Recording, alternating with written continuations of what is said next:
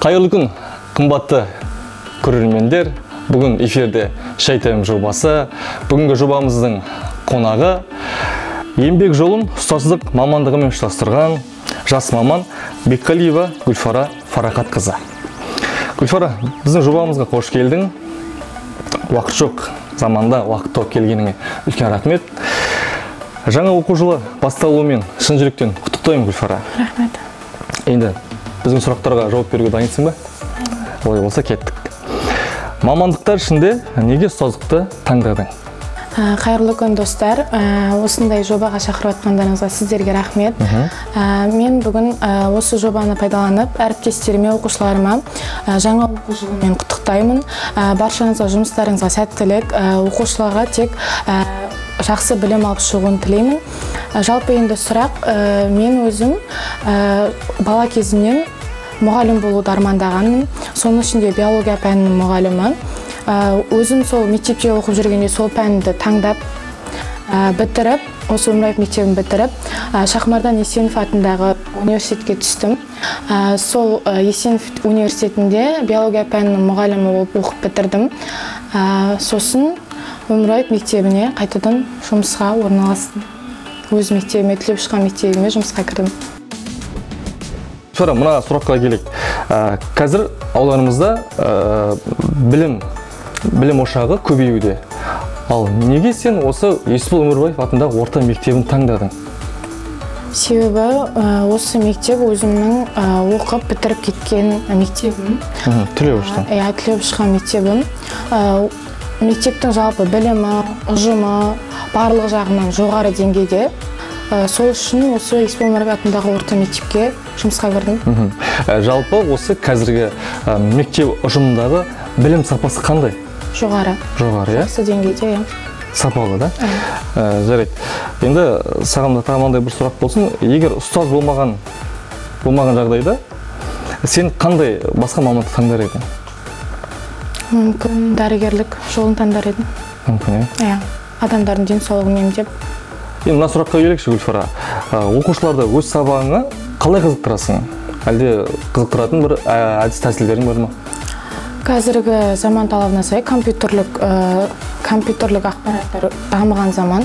Яғни интерактив тақталармен, әртүрлі слайдтар дайындап, немесе оқушылармен бірігіп, мысалы адамдар, мысалы сүйектердің, өсімдіктердің суреттерін салып, соларға көрсетіп, сабақты қызықты өткізуге болады жалпы.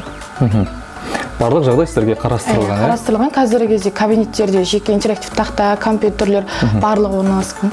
Ұстаз болу қаншалықты қиын? Енді оқу жылы кеше ғана басталса да, қиыншылығын сезініп жатсыңдар ма? Оқу жылы енді басталғасын, ондай қиыншылықтар жоқ, әзірге. Әзірге, иә. Алда бірақ бола жатыр. Гүлфара, енді біздің жобамыздың қызықты айдары 10 және бір сұрақты аталады. Енді осы айдарымызға кезек берейік. Саған сұрақ қоямыз, сен соған әдемілеп нақты жауап бересің. Бірақ шынайы, бірақ әзілде сұрақтар бар. Таңертең тұрғандағы ең бірінші ойын? Бүгінгі сабағым қалай өтеді екен? Бүгінгі сабағым қалай өтеді екен? Әдетте таңғы асқа не ішесің? Сары май мен нан. Және шай. Тәулігіне неше сағат ұйықтайсың? 7-8 сағат ұйықтаймын. Бәрекелді. Адамды алғаш көргенде несіне мән бересің?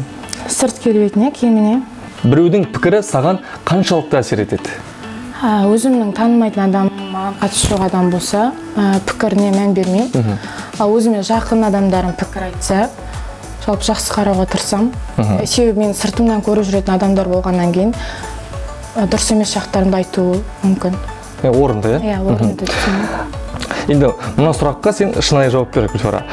Оқу жылы басталғанына бір жеті уақыт болды. Енді осы уақыт ішінде сен оқушыларға ұрысып үлгердің бе? Иә, ұрысып үлгердім. Неге ұрыстың? Себебі кешігіп келеді, кейде сабақтың үстінде күліп қояды. Үй тапсырмасын орындамай келеді. Иә, үй тапсырмасын орындамайды. Кейде ұмытып кеттік дейтін сылтаулар бар, сол үшін ұрсам. Саған мынандай сұрақ болсын. Осы жерде сұрағыңды бөлейін. Сен де кезінде мектепте табыларында жүргенде осындай сылтауды айтатын ба едің жиі? Иә. Деген сылтау. Жарайды, енді өзіңе ұнамайтын әдетің?